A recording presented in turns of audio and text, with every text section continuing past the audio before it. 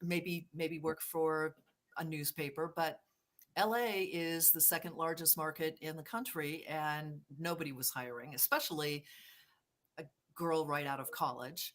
And there were women in broadcasting, but not a lot, frankly. And I got into business news because cable was just beginning.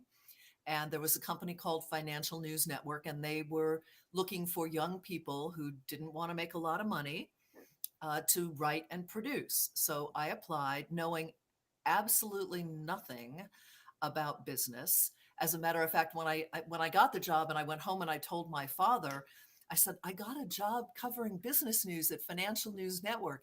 He put his hand on his head and he said, I'll give you 2 weeks. You can't cover business. And I was like, well, that got my dander up. And I was like, yes, I think I can. And, the rest is history. I mean, I was there for 8 years, and then I left to help start CNBC, which was owned at that point by GE and NBC. And so that was my first foray into a larger corporate environment. So I was going from a very small business news cable network to 30 Rock in New York City. And it was quite a learning experience. And I was down on Wall Street, and there were 3 female journalists, myself, Consuelo Mack, and Susie Garib. That was it. And it was hard. It was hard. It was all guys, but you just kept going. That's what you did. I loved my job. I wanted my job. I needed my job. And there was no other alternative. Let me put it that way. I loved what I did, but there really was no other alternative. That was it. That was it. And I think that's the story for so many of us, is that we say, you know what, we're going to make this happen. Thank you for being a leader in this space for us.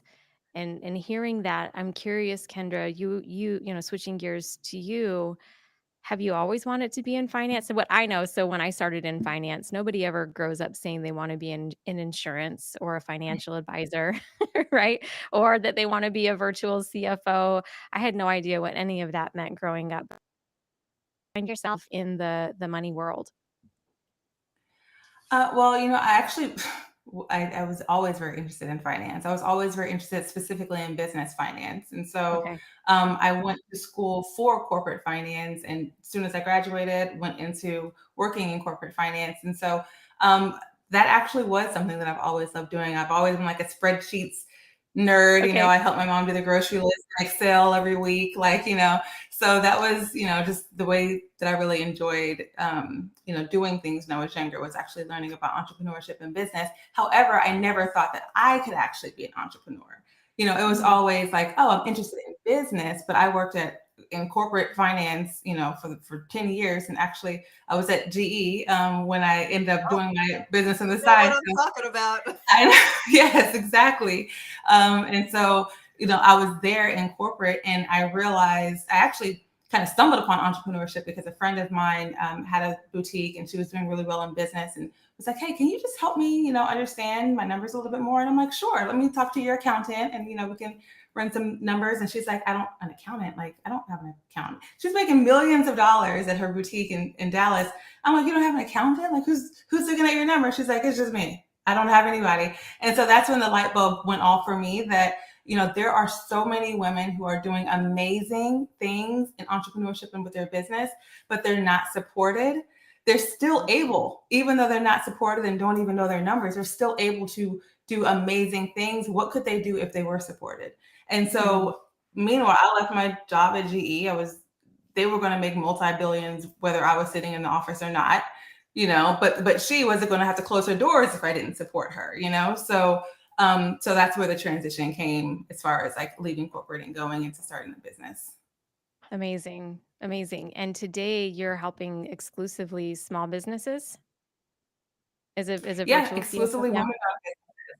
They're all women-owned businesses, and whether it's product-based, service-based, but the one thing that they all have in common is they're all women-owned businesses, and they're all crushing it and killing it, and they all now understand the value of of being supported. And that, yes, it's important to know your numbers and the analysis and the analytics and all of that, but it's also just support.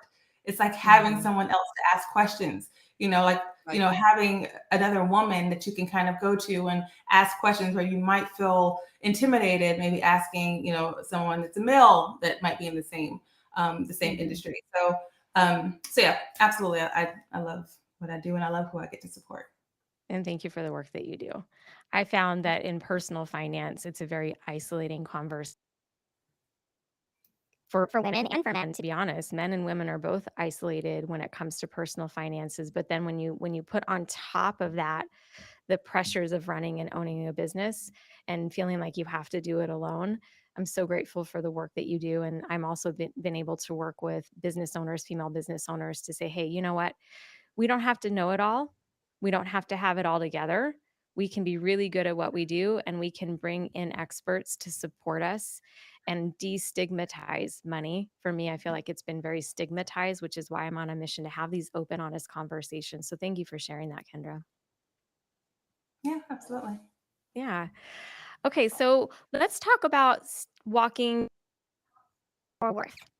We came up with this conversation because I know that there's been a lot of female empowerment and empowerment around money. When I came onto the scene about 10 years ago, I didn't know anything about money coaches. There were very few money experts with, and this industry has grown a lot even in the last 10 years. Just empowering women. This is the time for women, knowing that we have the largest wealth transfer coming to us. There's more women business owners than ever. Million businesses in America, and that number continues to grow. In what ways, Sue, we'll start with you. What ways are you seeing women stepping into their worth and walking in their worth today? Well, I think some of it recently has been triggered by the pandemic, of course, that changed the dynamic of going into the office versus not going into the office, being seen or not being seen by those who are above you. I also think women are tired of having to do all of it, whether that's being a mom, being a career person, whatever that entails. I think previously, though, women did not necessarily think they had a choice. Whether that was because they needed a corporate sponsored paycheck and corporate sponsored insurance, or whether they really felt they needed a safety net of some sort. I think women feel much more comfortable after having to fend for themselves during the pandemic, um, in trusting in themselves.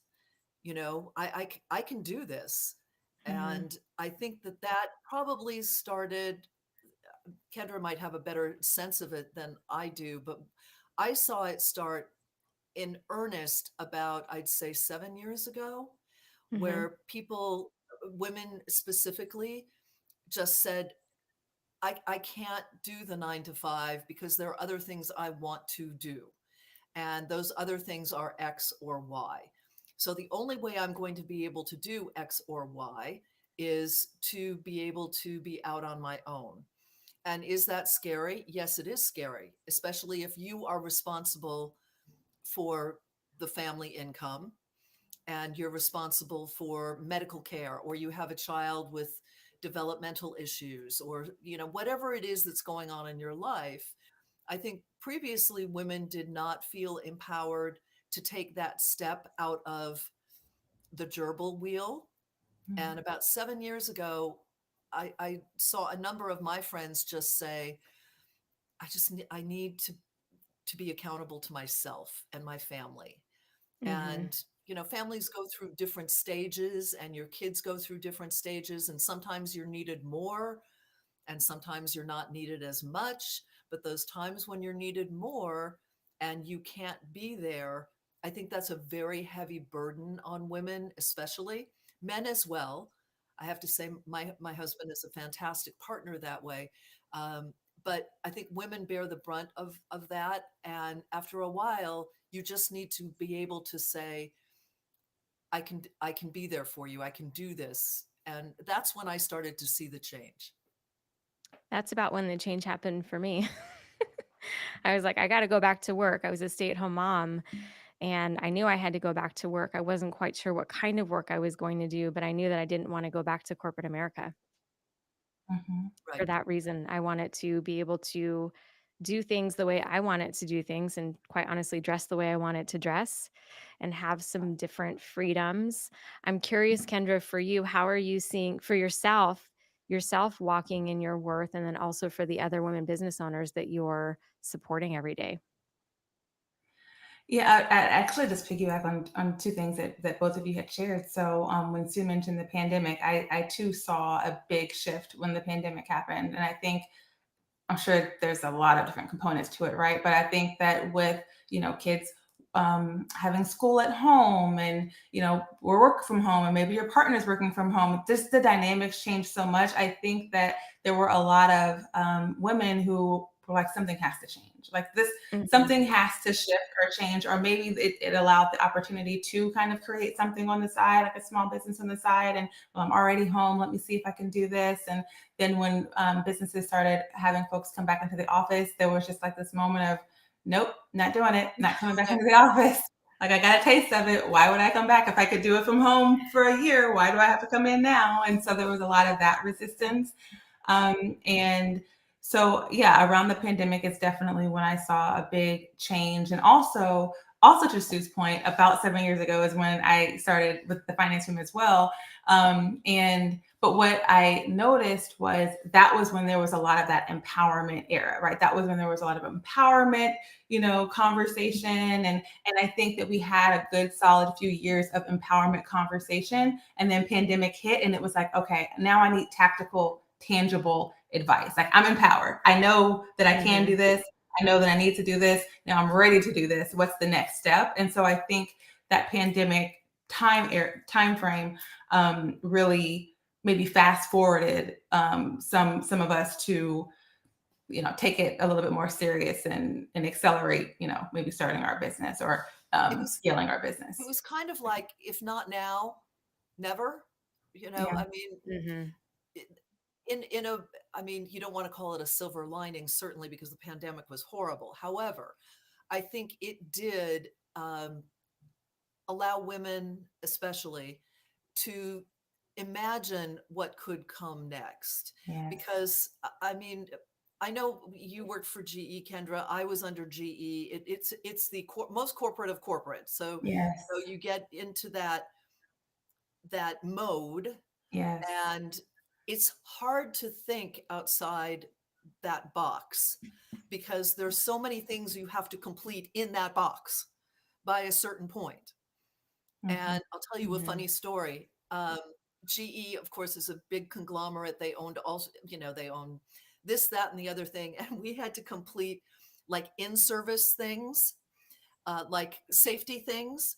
So this is when I knew that at some point I would exit corporate America, when I got the electrical engineering in-service questionnaire that I had to complete and the chemical engineering in-service questionnaire that I had to see, she's nodding her head, that I had to complete that had nothing to do with broadcasting, Yeah. but you had to be in compliance.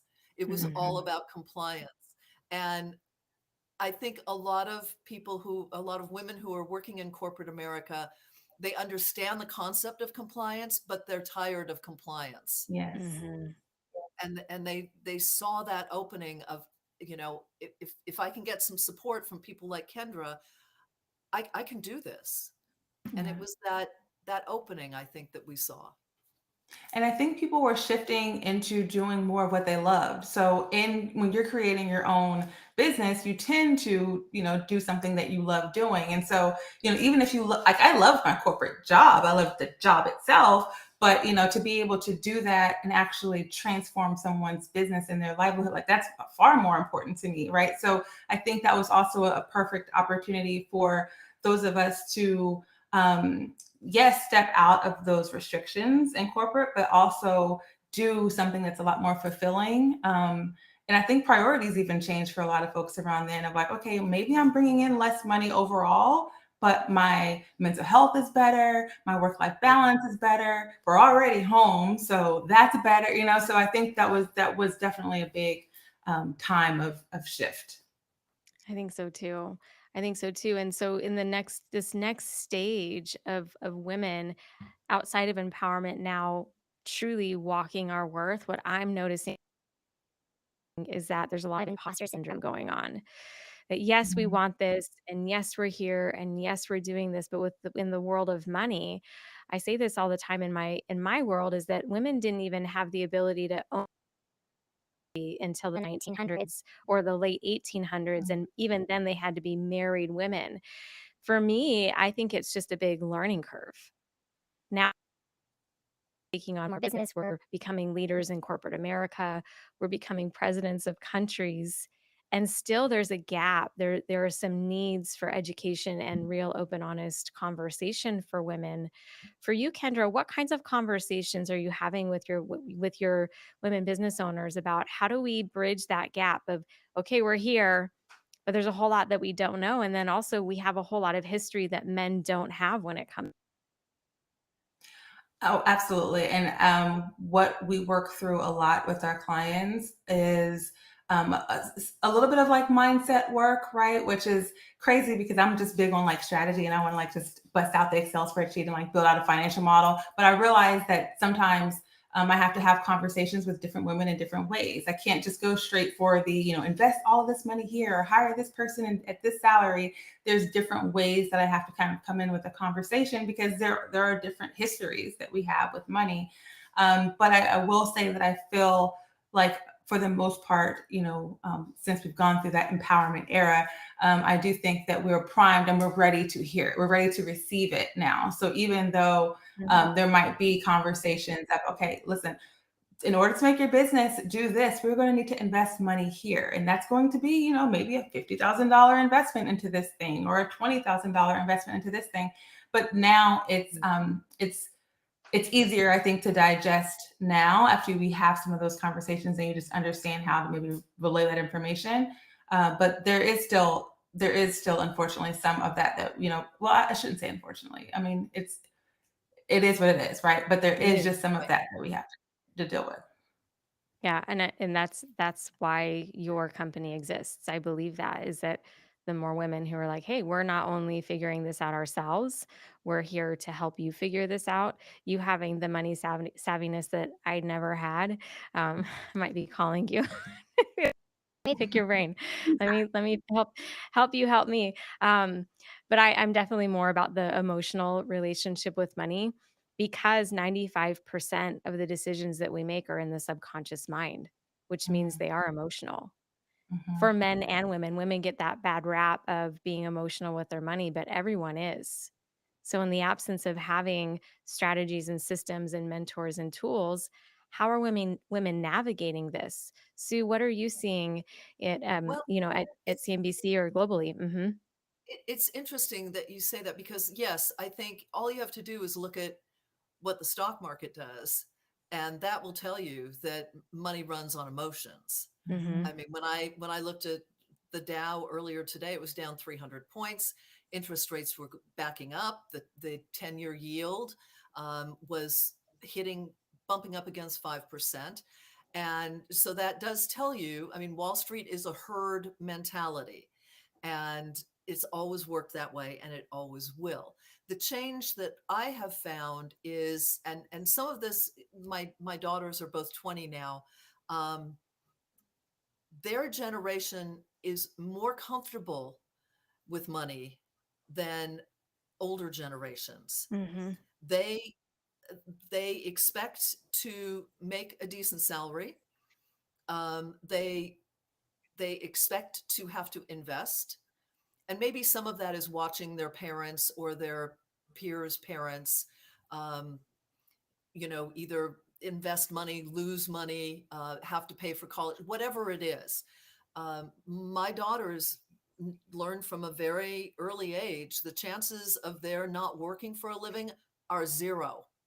They're going to have to work for a living. So find your passion.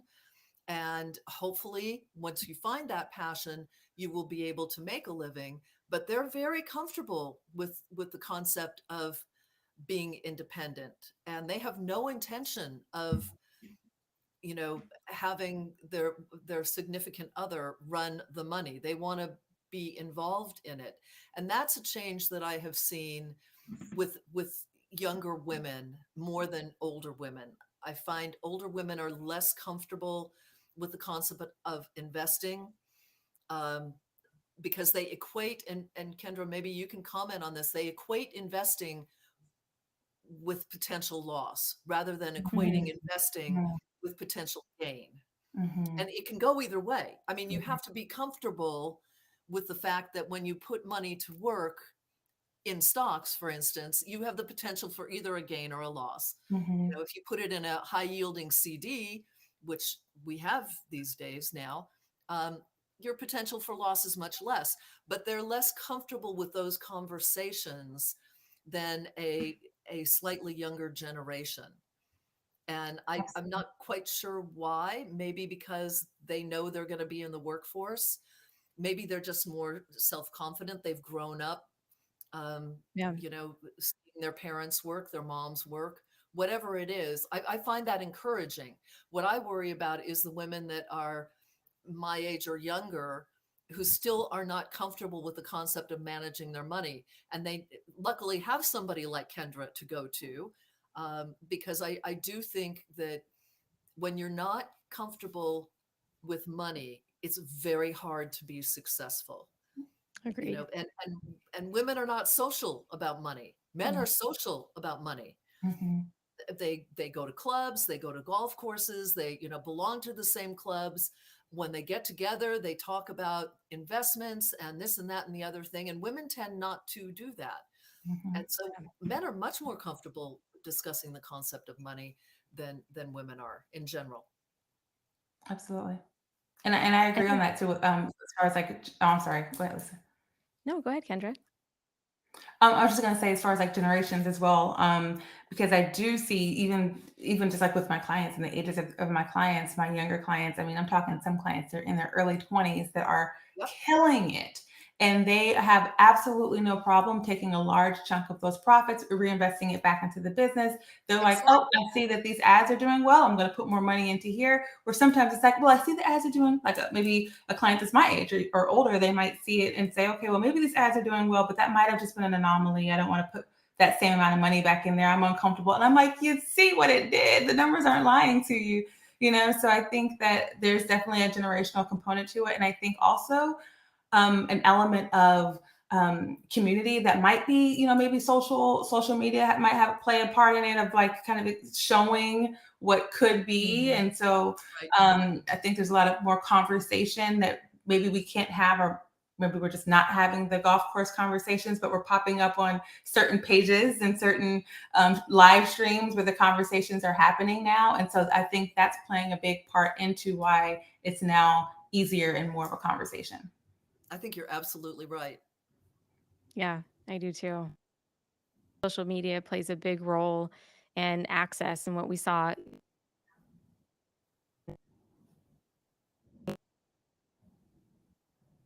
globally. My 15 comes to me.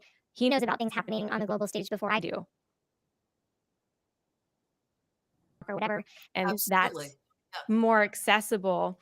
And with that, we're seeing more women have more success.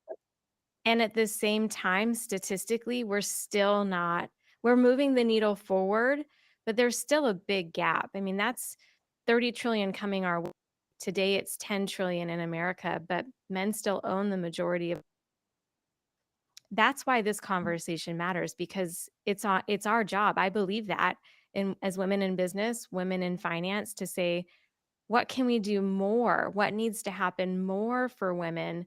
For me, personal ownership, that this is my job, that I have to step and start having these conversations. But there is a bashfulness because women in education, we own all of the degrees. We own the majority of all of the degrees, from associates all the way up to doctorate level degrees. And somehow with money, there's still a shyness. Maybe the youngers hopefully will teach some of us who are older how to do this, but how do we bridge that gap? I mean, I know that's a loaded question, but how do we do that? I know it's a Yeah, good question, I mean, right? I think it is more conversation, right? It's more conversation and more transparency. And I think that there's transparency as far as like conversations that we can have here, but I also think that there's transparency that falls on like larger corporations about salaries. I mean, you can only do so much with the check that's been cut from you from your corporate job or the income that's coming into your business. But when that's all that you have and you don't know how that stacks against maybe your male counterpart or someone else, then you really don't have anything to compare it to. So wages is definitely a part of it. And knowing what to do as far as in the business, as far as like reinvesting, but it's definitely just continued conversations, but transparency in those conversations, I Right. think is I huge. think wage transparency is essential. I know at NBC, when something is posted, a job opening, they're required to post what the salary is. And you are allowed to challenge, if there are multiple positions, say there's multiple positions for a producer, you are allowed to ask, is the pay scale equitable across each one of these positions? Mm. Now, if one of them is an executive producer position, that's going to get paid more than the producer. But I think pay transparency is really important. I think empowering women, young and old, to have difficult conversations about pay equity is important. And that's going to take a while Yeah. because it's hard to go in and say to your boss, I heard that Tyler's making more than I am, and I'm doing the exact same job. But, I think that is going to take a while, but I think that is key. Agreed. And I do think younger people are more comfortable having that conversation because they feel that they are entitled to equal pay. Mm-hmm. Whereas women from my generation didn't necessarily think we were Mm. entitled to the same pay as, for instance, my male co-anchor. Mm. That's just the way it was back then. And, you know, it changed when ratings became more important. And if your ratings were really good, they raised your pay, right? But if your ratings weren't good, they could say to you, you know what, he gets better ratings, and it was more of a subjective decision. But I do think transparency in terms of the conversation, transparency in terms of pay grade, and comfort level of conversations. The one thing that does worry me is women of my daughter's generations. I mean, my daughters are used to conversations because I work in news and I made them talk. Right. It drove them out of their minds, but I was like, we're going to have a conversation. And it really did. It drove them out of their minds. But now they can have a conversation. I have interviewed young people for positions at CNBC, and they're doing this. Mm-hmm. Okay. They're not used to talking, they're Mm-hmm. used to texting.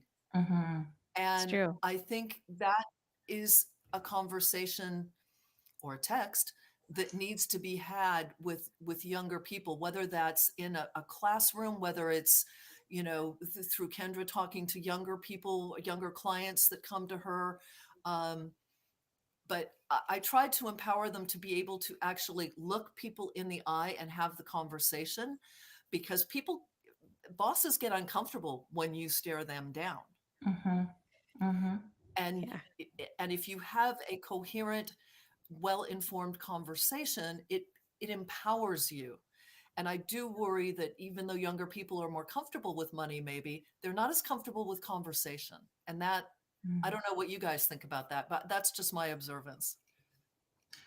I totally agree. I totally agree with that. I mean, that makes complete sense. There is a lot of head down text conversations, and to your point too, I think it is a kind of an opportunity to somewhat meet them where they are. And so maybe it is like you mentioned, maybe workshops, or for sure sort of education. I mean, this is like a Mhm. whole deep conversation, right, about education and teaching about finance, like needing it to Yeah, be a required conversation in high schools and maybe even before high schools. Absolutely. But I think that would be a huge game changer as well. Just making it something that's actually just a part of our curriculum. But yeah, I think it's getting the education and the information, having uh, um, giving them the confidence to have the conversations, but giving them the confidence to also utilize the skill that they've learned about money management. And so it is some of the entitlement, which is actually a pretty good thing, because they're gonna demand and get what they're worth, which is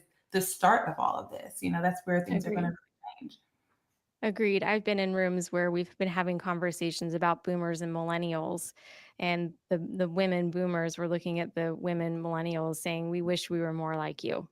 Mm, And I do think that our Gen Z and millennial generations are leading in a new way for women. And also working on the mindset side of things is that we have these imprinting years, these really important imprinting years where a lot of our beliefs about ourselves are imprinted in us. And in a lot of families, people don't talk about money, even that's though there might be more access to that information.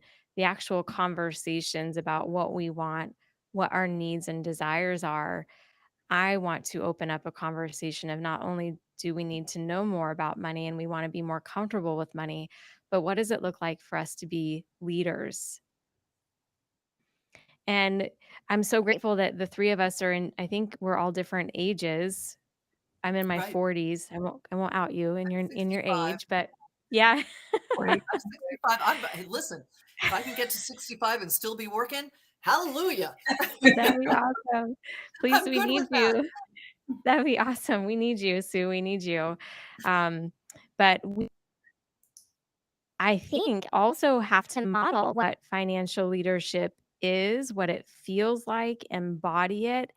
And for so many women, there's nowhere to look back to for that role model. We have to find them in corporate America. We have to find them as mentors. We have to find them somewhere.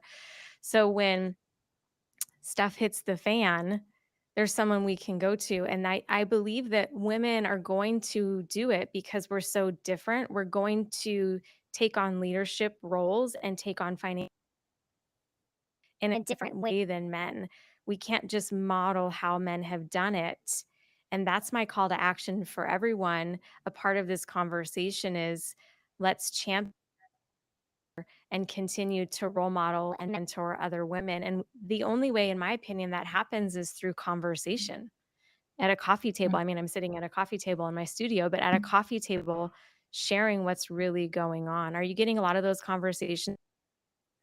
It's not just going on behind the scenes.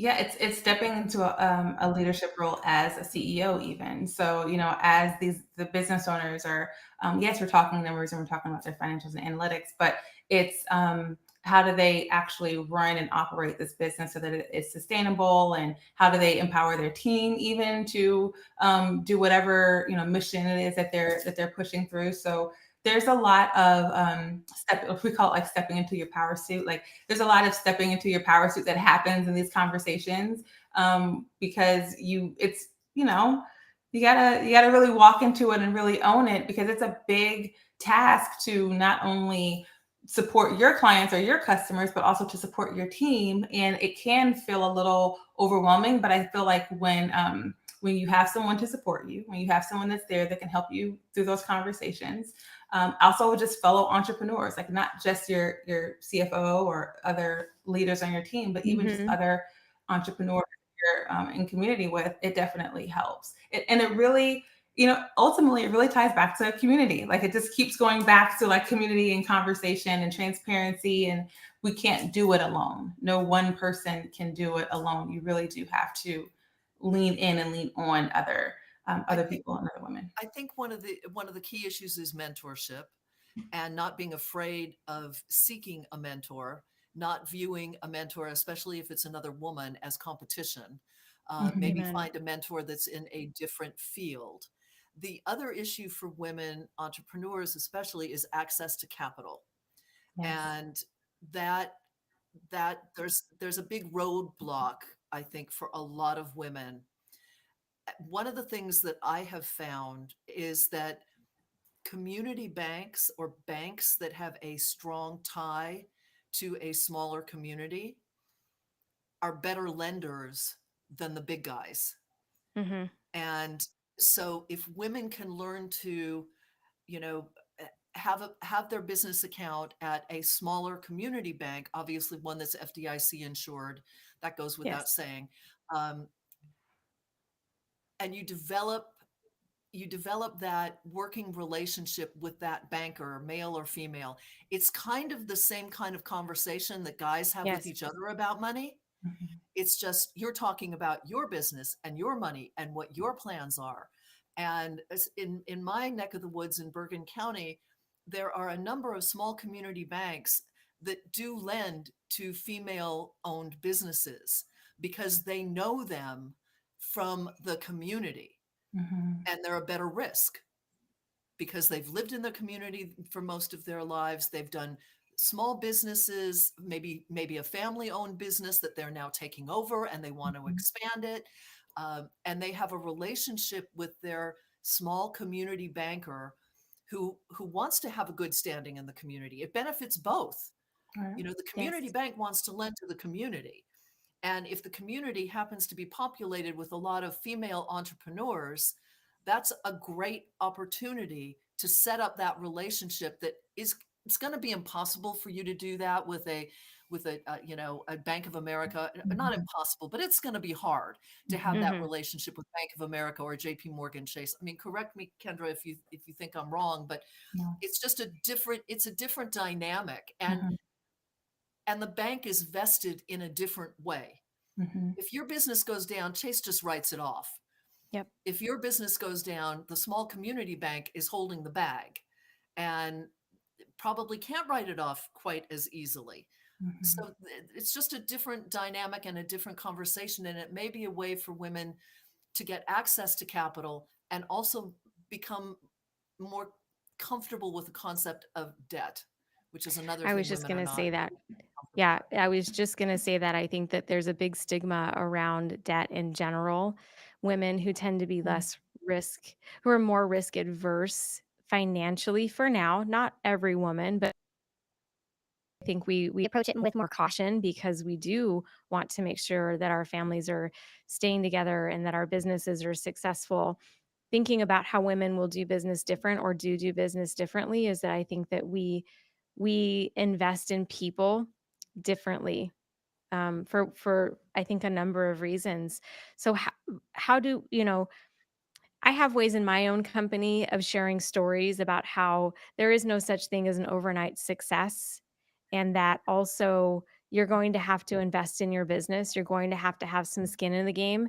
And the truth is, for so many women, we don't have money. We don't have access to money in so many ways. And for business capital, Kendra, what are some things that you're doing to help your clients bridge that gap to embrace business funding, however that works for them? Yeah, I think a lot of it first is so there is debt, but there are plenty of grants out there that Mm. are targeting small businesses, women-owned businesses, minority-owned businesses, and they're literally just like waiting for people to apply. I mean, the amount of folks that apply is so low compared to what you would expect for $20,000 check to just get given to you. But so the first thing I would definitely say is look at grants, look into grants for sure. But with debt, I think the biggest thing with debt is strategy. So yes, there are some folks who will be more comfortable with debt and some that won't be. But I think that overall, you have to talk through what is the strategy for this money and how are we going to then get this money back, make money for us so that we can pay it back and pay it back on Correct. whatever timeline. And so I think it's a matter of understanding your comfort level with debt so that you can know how much you actually are comfortable with taking and how quickly you need that money to actually then generate money for you. There's no one size fits all approach. And so I think the stigma of debt is lessening. And I think folks are getting more and more comfortable with understanding that debt is sometimes just necessary to grow and scale a business, but in most cases, but it's the strategy and it's the understanding of your personal feeling about debt and how much you can hold. Because the last thing that you want to do is actually be able to acquire the debt, but it makes you so nervous that you Right. can't actually move in your business. And so then you're losing out on the opportunity to make that money, make money for you because you're just so worried about the debt. So it has Right. to be at your comfort level. And the fear Right. of failure. I think women take failure of a business, or a venture or an idea. I think they take it's a Very heavier personally. burden. Hmm. Mhm. It's very personal, and they feel like they've let everybody, especially if you're running a business that has team members, Yeah. you feel like you've let them down, rather than, I'm not saying all men do this, but a lot of times men are much more clinical, if that's the right word. They're more clinical about a potential business failure, maybe because they've run businesses before, Mhm. Yeah. and they know what happens. And we saw in the pandemic, a lot of companies went out of business. A lot of family-owned businesses couldn't survive. Um, but there was also a rebirth of entrepreneurial spirit too. But I do think women take potential failure more more personally, because we're nurturers, We most of are. us anyway, and we want to nurture the idea, nurture the team, nurture the success. And when it doesn't happen, which occasionally is the case, I think it's a very heavy burden for us. Mhm. Yeah. Yeah. I think that's a great way to shift and close out the conversation, thinking about what's next for women.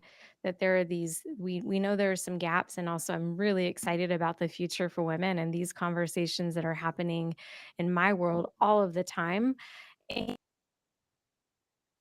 when I think about how women have grown with money and all of the work that we've women, I do believe we're leading the way. We're championing other women in the world and wanting to then help other women in the world have freedoms that we have today. In the book Think and Grow Rich, there's a conversation in the book about how every successful man has a woman the success. We're not going to, I mean, it's a different conversation about building wealth as women Right. compared to how men have done it. And the thing that I can think of the most is that we're going to do it by supporting one another. It won't be, Yeah. necessarily some women will and before the rest of us, but that the rest of us get to collectively continue to support each other. I know in my business that's made a profound difference and impact for my ability to stay going on days that are really, really hard. For you, what's made the biggest difference in your lives as you continue to champion yourselves financially and other women? Kendra, why don't you go first? Because you're running your own business. Sure. I mean, I'll say for me, really, when I had my son 3 years ago, everything changed. And, prior to that, the focus was, build the business, build the business, build the business, work all day, work weekends, do what you need to do, build the business. And I thought that was great. And at the time, it was fine. I could do it. I had the energy for it. And then he came and I was like, okay, wait, I can't do this. I can't do this anymore. I can't build it in the same way anymore. And Yeah. that was he shifted me, and he was born during the pandemic. He was born in 2020. So it was a forced shift for me at that point on business is not just about the profits. It's also about the peace that it brings you. You have to have both in your business. And so that was when I shifted how I worked with people, who I worked with. And I think that the great thing, like to Sue's point about how women are nurturers, I think that the great benefit that we have as women is that we can more easily intentionally go into building and scaling our business with the understanding of keeping peace in mind, because we don't want to rock the household, we don't want to rock our energy, so we aren't um not necessarily as aggressive, but we're just more mindful in how we're building out our business. Agreed. And yes, sometimes I can be more cautious and I might slow progress, but at the end of the day, it's more intentional and it's probably, better for our nervous system. And so I think for me, that was the shift when I had my son. But I also think that just across the board with women, we are doing a better job at building with intention and with mindfulness and keeping both of those things in mind. What are you seeing for the next? Yeah, go ahead, Sue. You're ready to jump in. No, I just, I think for me, when, although I'm still with CNBC, I'm also building a business outside of CNBC. And for me, it's being an example to my kids so that I have two girls and a boy.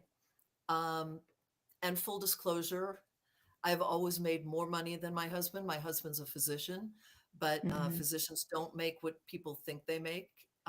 News anchors make more. He's always been fine with that.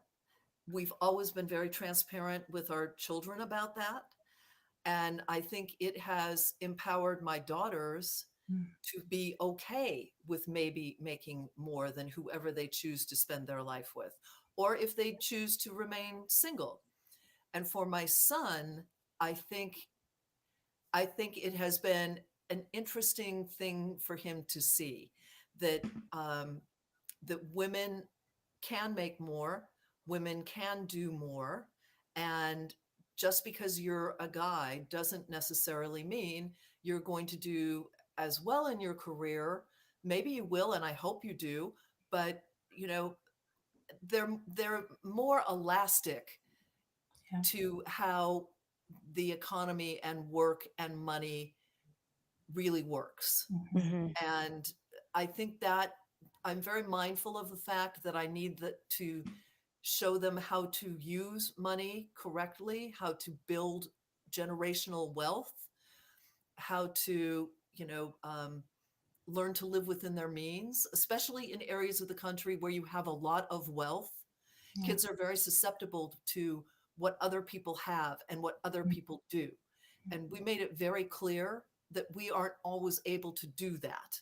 I Mhm. went from 0 to 3 in 1 year. We Hmm. adopted the girls. I had a baby and I had 3 babies at home. And trust me, I was not going to Pilates in the morning with all the girls and then going for coffee. I was trying to get a shower in. Okay. Um, that's where I was, but it was good for them to see that. And it's good for them to see that you have to work hard, but there's opportunity.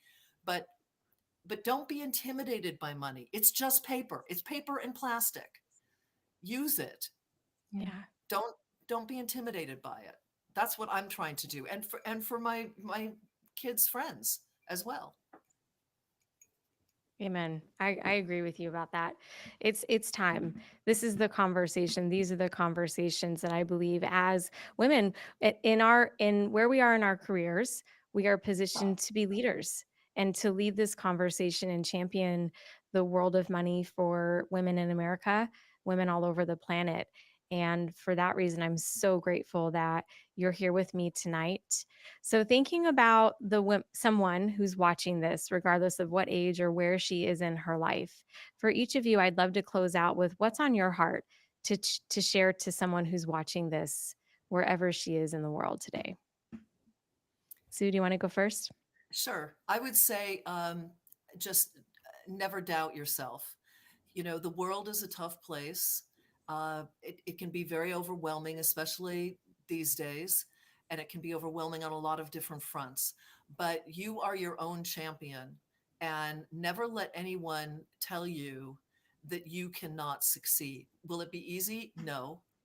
But when I was down on the floor of the New York Stock Exchange getting pushed by a bunch of guys because I was the only woman there, the ladies' room floor was 3 floors down. They just Mm. didn't think it was necessary, right? So, and I just refused to go away. And I think that's something that I've told my daughters, I tell women all the time that may be having trouble in the office. Don't back down. Just have confidence in yourself. It's not always going to be easy, but you can do it. Mhm. Yeah.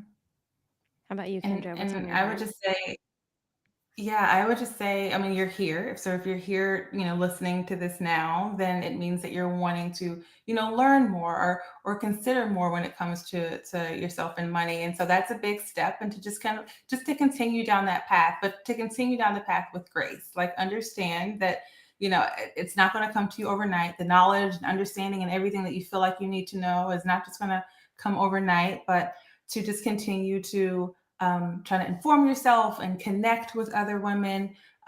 It's going to be difficult to be vulnerable. Sometimes we want people to be vulnerable with us, we have to be vulnerable as well. So sometimes it's going to be difficult, but just continue to go down the path and just grant yourself grace as you're doing that. I love that. Thank you so much. I don't know why the image that popped up in my head of Tom Hanks in the baseball movie about women. What was it called? A League of Their Own. And he's like, "There's no Oh crying in yes. baseball." Well, Yes. here's the Yep. truth. Here's the truth. Hearing you both say that and there is sweat, Oh, and absolutely. it is a journey worth taking for yourself, for your family, and for me, the ever felt was when I knew that I didn't have to rely on anyone for anything, that I could pay my way, that I could invest in how I wanted to invest, that I could be a business owner. I can have conversations about things that matter to me, and no one needs to give me or you or anyone permission for that. So, thank you, Yes. Sue, for being a champion for us tonight. Thank you for the work that you do. Oh, Thank you thank for you for being a having me. leader. Yes. Kendra, I'm so Thank you. grateful to Thank know you. you. I told you, I think I might have told you at the beginning of tonight's conversation, I'm like super fangirling both of you. So I'll be following you on social media and just really grateful to be on this platform in this conversation with you tonight. Thank you for the work that you're doing. For any of you who are watching tonight, you can address through my social media on Instagram. Kendra, is there anywhere else you'd like for them to reach out if they want to get a hold of you tonight? I mean, the website's always easy. So the financefemme.com is always an easy place to find us. Great. Thank you so much. And Sue, they can stay in touch and watch all the amazing things that you're doing out in the public eye. And we'll, if you have any questions, we'll let her know. Again, thank you And so much for, I'm on Instagram, so they yes, can send me a we message on Instagram at Herera. perfect. Thank you so much. Okay, perfect. We'll make sure that we have those tags on my Instagram page as well. But to all of you who are watching tonight or whenever or however you are in the world, hopefully this sparks a conversation within you and for you to champion yourself and other women in the world of business, in corporate America, and with money. We are walking in our worth. We are encouraging you and inviting you to. Thanks for watching, and we hope to see you on the next conversation of Walk in Your Worth. Good night. Good night, everybody. Thank you. Thank you. Do I stop it?